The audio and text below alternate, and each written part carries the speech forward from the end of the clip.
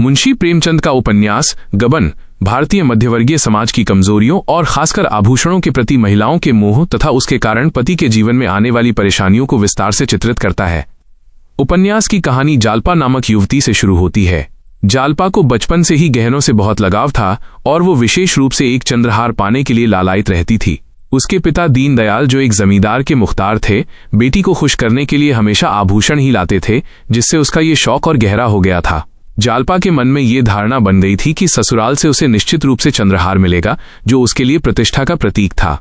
जालपा का विवाह रमानाथ से होता है, जो सरकारी दफ्तर में मामूली वेतन पर क्लर्क का काम करता है। रमानाथ अपनी पत्नी के सामने अपनी वास्तविक आर्थिक स्थिति छिपाता है और अमीर होने का झूठा दिखावा करता है। वो एक अहमवादी पुरुष है जो जालपा की इच्छाएं पूरी करने के लिए किसी भी हद तक जाने को तैयार हो जाता है।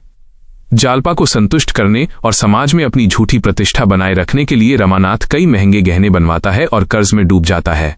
जब जालपा चंद्रहार की जिद करती है और रमानाथ की स्थिति खराब होती जाती है, तो वो अपनी पत्नी को खुश करने के लिए एक बड़ा गलत कदम उठाता है। अपनी झूठी शान बनाए रखने के प्रयास में रमानाथ अपने दफ्तर के सरकारी पैसों का गबन कर बैठता है। जब उसे पकड़े जाने का डर सताने लगता है, तो वो बिना किसी को बताए चुपचाप इलाहाबाद छोड़कर कोलकाता भाग जाता है।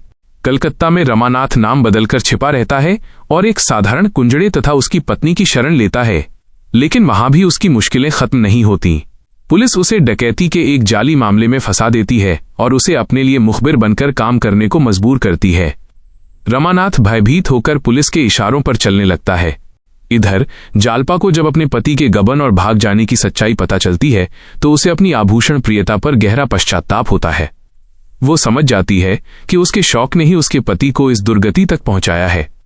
जालपा तुरंत अपने सारे गहने बेच देती है और उस धन से रमानाथ पर चढ़े कर्ज को चुकाकर नैतिक जिम्मेदारी का परिचय देती है।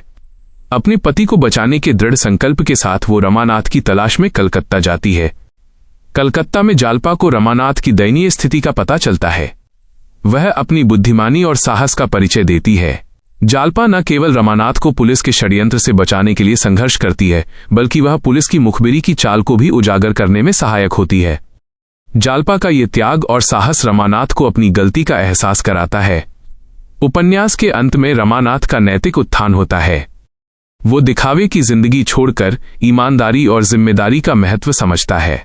इस प्रकार यह उपन्यास भारतीय मध्यवर्ग में व्याप्त झूठे दिखावे और भ्रष्टाचार की आलोचना करते हुए सच्चे प्रेम और नैतिक मूल्यों की स्थापना करता है।